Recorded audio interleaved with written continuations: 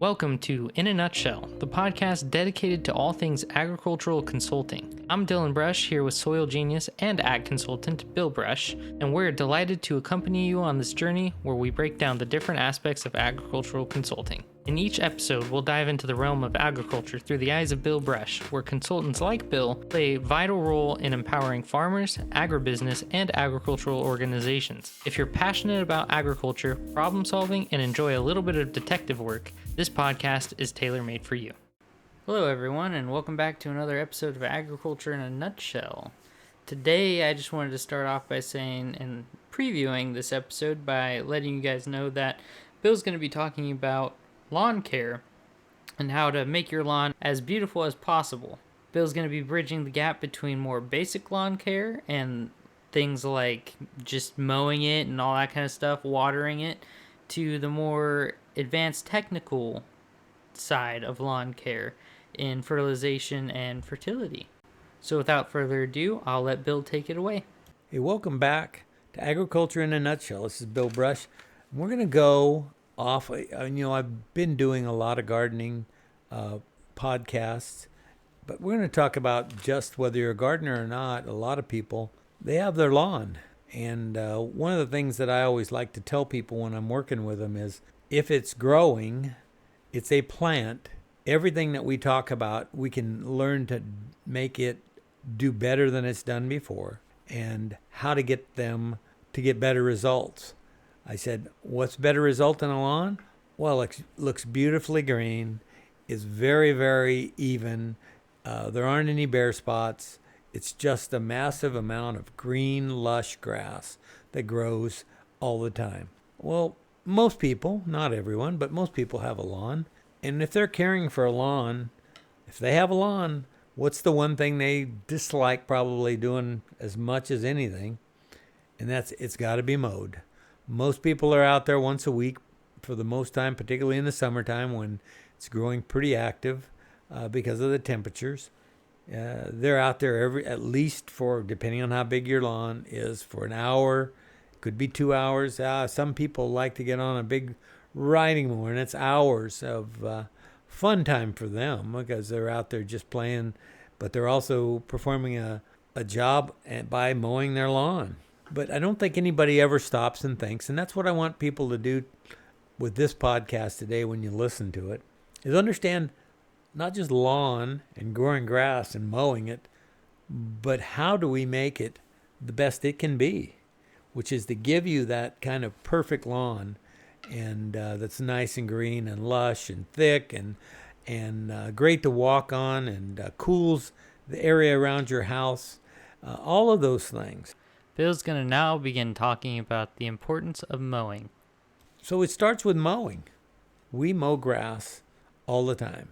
What we do then becomes very important because every time you mow something or prune something, you stimulate growth. You have cut off part of it, and its immediate response is to send reinforcements to start to grow again. So we're basically, every time you mow it, you start it growing again. And everybody wants that perfect lawn that's all the same height and looks beautifully. So you want to get it so that it's all even. Well, most people don't soil sample their lawn, although depending on how big it is, it might be really helpful to have a couple soil samples to find a few of those things that you may not have. But not doing that, the most important thing you do when caring for a lawn is the watering of it.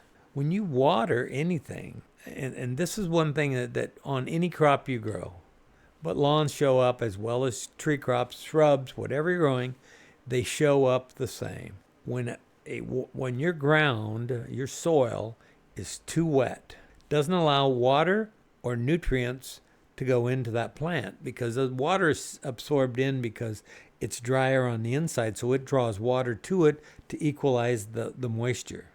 Okay? So if I'm just as wet on the inside as it is on the outside, I can't take anything in until I get rid of it.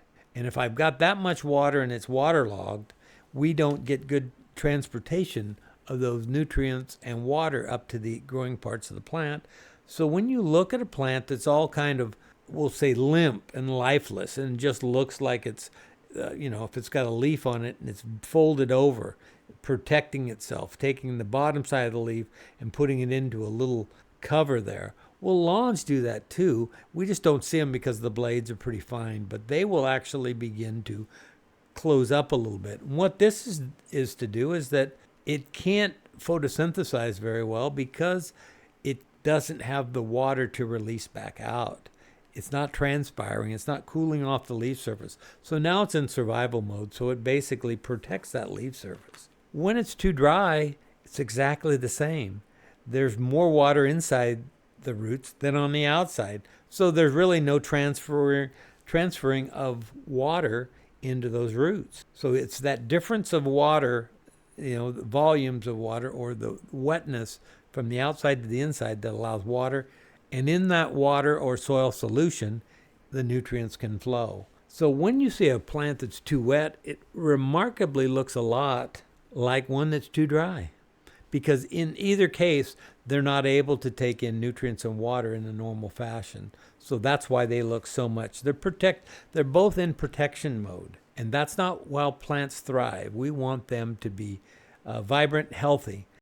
Bill just outlined as to why it's important to not have too much water or not enough water. And now he's going to get into talking about why it's so important to properly water your lawn. And so watering becomes a huge issue. Most people like easy. Yeah, I like easy. But when it comes to irrigation, easy is not necessarily the best thing to do for whatever crop, and particularly on your lawn. When you put water on and you put too much, and some areas are getting too much and some areas aren't getting enough, all of a sudden you've got both problems in your lawn and it all looks very poor. And you begin to create hot spots or bare spots because the lawn dies, either from too much water or from lack of water. And so what I've found to be the best thing, and they have a lot of these in almost any garden spots, and they can help also in a outside of the lawn, also in your garden. And what you can do is you can put these pressurized drippers, just hook them up to the end of your faucet, and put it in the areas that you want, and it'll basically give you drip irrigation. But what it does is gives you a slow percolation of water, which can then drive water down deeper, which means you'll have a longer lasting water and watering and being able to feed those plants. And so sometimes those hot spots or dry spots or bare spots just can't get the water to move through because we don't have good soil tests. We could have way too much magnesium in this little section of the lawn, and the ground is tight, doesn't allow air and water to flow through, so water stands on it, and eventually it becomes bare and we don't get water to go through. But if we can put a small amount of water for a longer period of time on a very low drip and let it drip, it will soak into those bare spots, or it'll soak into those dry spots, or it won't put as much water on those spots that are too wet. And what you get then is you got water follows water. So if you can get it wet and wet deeper, when you put your next watering on there, it will chase that water through the soil profile. It won't be standing. You'll be amazed at how much you can do with those types of irrigation systems and do that. You can also do it if you want to go out there and spray over those bare spots. Not quite as effective as that slow drip over time that eventually penetrates without standing water. And so you find out how much pressure you want to put on that, and you just open your faucet up a little more if you want to put more out, or shut it way down so it barely drips, and you'll find a happy medium and one that'll be best for you. Now Bill's going to briefly talk about mulching and the effects it can have on your lawn. The other thing is, what do you do when you mow your lawn? Do you mulch it? Or do you mow it, pick the grass up, and take the grass off and put it away? Because it makes a huge difference as to what's happening to the nutrients. If you're mowing your lawn and taking those grass clippings over and dumping it into a dumpster, the trash can, your waste wheeler, whatever it is that you put those in, it's being removed from your lawn. So what's going out with those grass clippings? Well, water, because there's still some moisture in it, but a lot of nutrients. It took all that, it could be nitrogen, phosphorus, potassium, all the micronutrients, sulfur, they could all be gone out with that. So if you just think about this, you're mowing it every week. It's putting nutrients into your next level. You mow it again, you mow it again. You continue to mow it. And basically, after a while, you have removed a lot of nutrients because it's just like a bank account. If you don't put some back in, eventually it goes to zero and there's no more removing. So your lawn can get weaker over time because there's not enough nutrition because you've continued to pull it out and not put anything back. So that's why if you're mulching it, what you're trying to do then is you're taking that material, grinding it up finally and just leaving it on the lawn, and it kind of goes back into the lawn over time.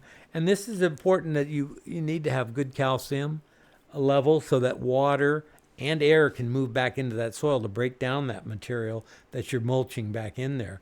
If you've got a lot of magnesium and not enough calcium, what you'll do is you'll get a compaction that doesn't allow the microbial breakdown of all of that mulch you're trying to put back in there, and you won't be successful. So a lot of times it's understanding some simple things like using particularly a couple products like either fine grind limestone or gypsum that's finely ground, and using those as calcium sources.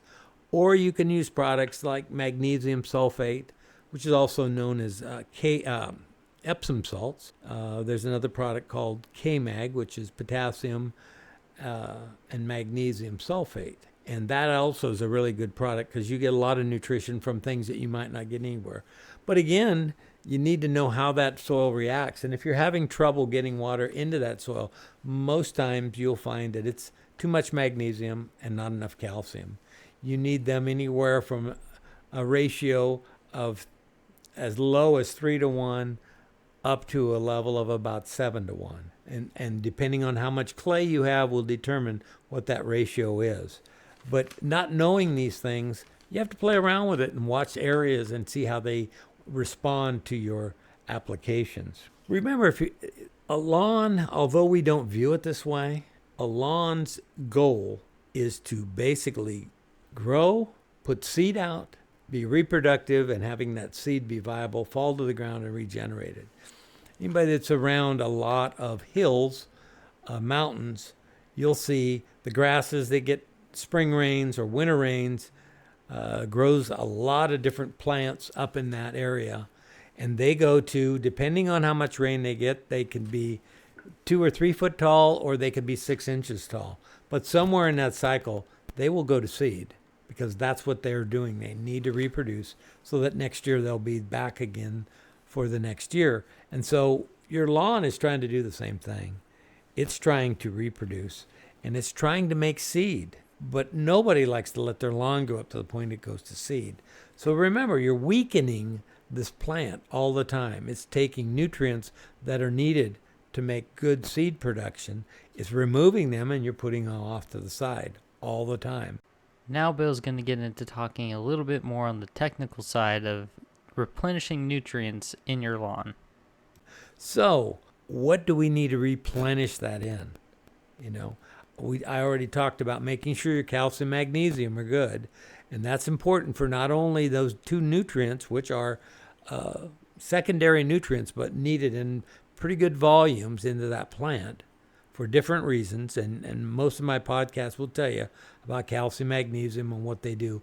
But if you aren't getting water penetration, most times you can go back to 2 reasons. One, it's got a hard pan layer, which means it's been compacted by being too wet, squeezing all the air and forcing it, to not be able to open back up again.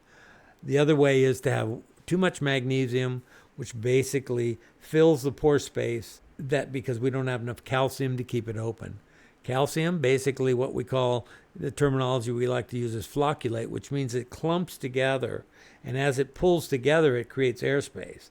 And it's that airspace that allows our microbiology with water to flourish and thrive in that space. The lawn is no different than your crop out there. We just don't view it all the time as being a crop. We view it as being an ornamental, and it's just nice pleasing to look at. But most everybody likes to have a really nice lawn. And so normally their first application of fertilizer is, guess what? Nitrogen. It's what they can, because we think of nitrogen as the greening nutrient. As soon as we put it on, it greens up. And so that looks good, so we keep doing that. The downside of that is if we over apply nitrogen, we can make a lot of false conditions in our lawn there, which means we've got too much nitrogen, which, guess what? Those promote fungal diseases. And then if you get standing water with too much nitrogen, you get just an outgrowth of lots of fungal diseases, and then they begin to kill your grass. They're feeding on that excess nitrogen, and eventually that fungal disease will choke that grass right out. Bare spots will start to do, and pretty soon your lawn doesn't look nearly as attractive as you wanted to. So nitrogen is important because we are cutting and growing all the time. But rather than put on a lot at any one time, recognize before you get started, is my lawn taking the water I'm putting onto it? It's not standing. It's not doing a lot of things. Or is it going through so fast that I don't want to put very much nitrogen on at any one time, because if I'm not careful, it'll push right through the aerobic zone, or the area where most of these nutrients can be taken up by the lawn, the grass that you're trying to grow. So the next thing that you want to look at is getting nitrogen, applying it multiple times throughout the year, both primarily in the nitrate form, because that's the form that'll make it grow vegetative, which is what we want for nice lawns and green and very active growing. Okay, but don't forget we also continue to use a little bit of ammonic, which is another form that the plants can utilize. And those, particularly when it gets cold or at certain times of the year, it doesn't get taken up, and it just kind of sits there because the roots go a little bit sluggish because the temperatures are too cold. And that has a lot to do with phosphate, which I'll talk about next. So small amounts of nitrogen throughout the growing season will allow it to continue to grow, rather than any one big slug at the beginning of the year and expecting it to last all summer for you.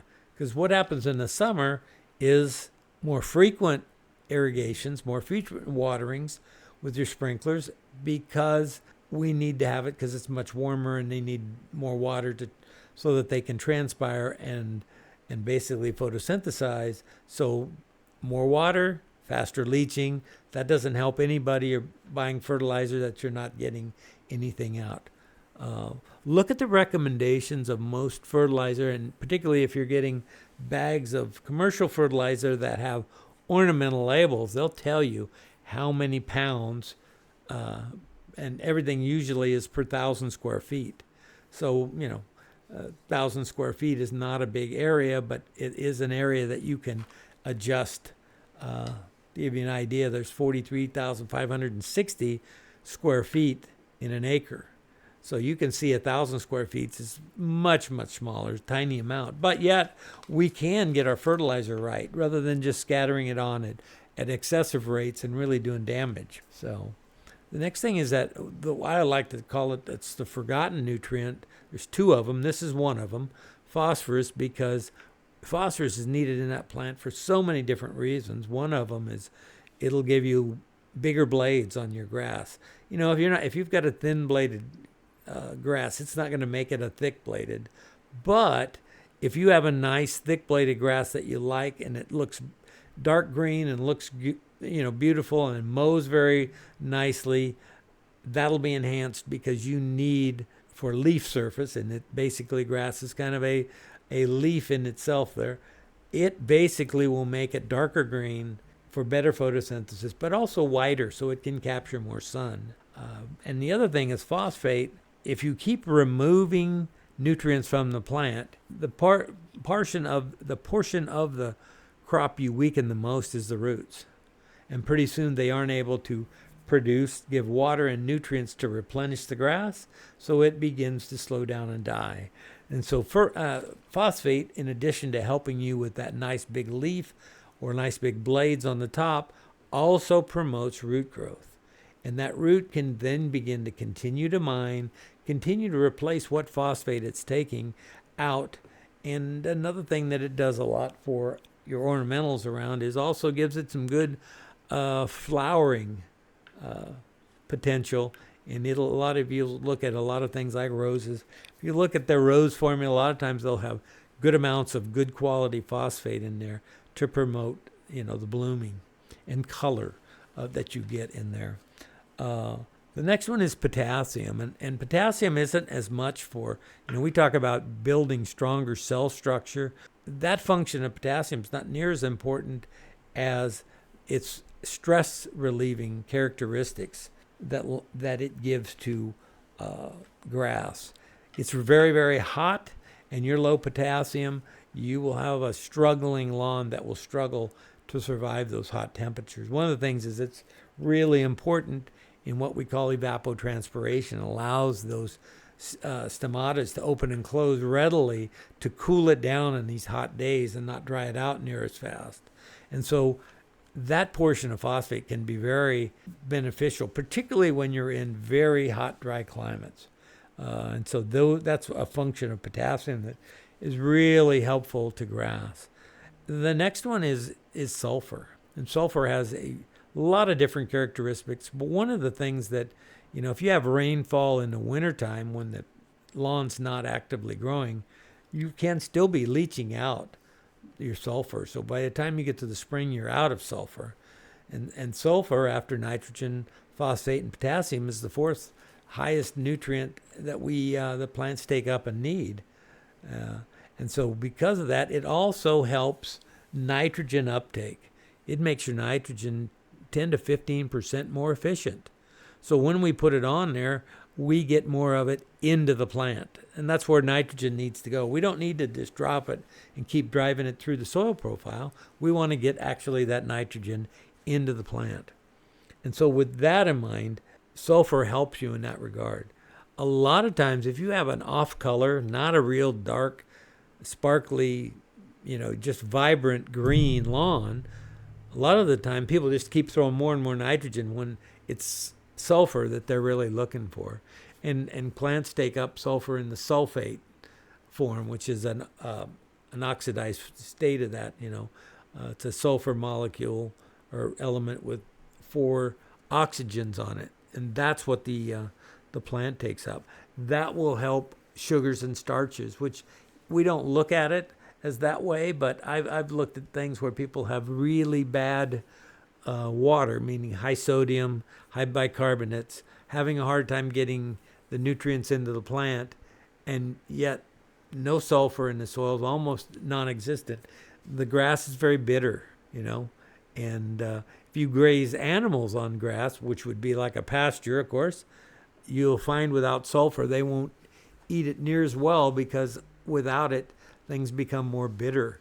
And by going to those plants that have the most sugar, a lot of times they will literally find those areas and eat them to the ground. And the rest of them, they could have grass a foot high. Unless they're starving, they're going to go to these areas where they have got the taste that they are desiring. But we always come back to plants and what they do.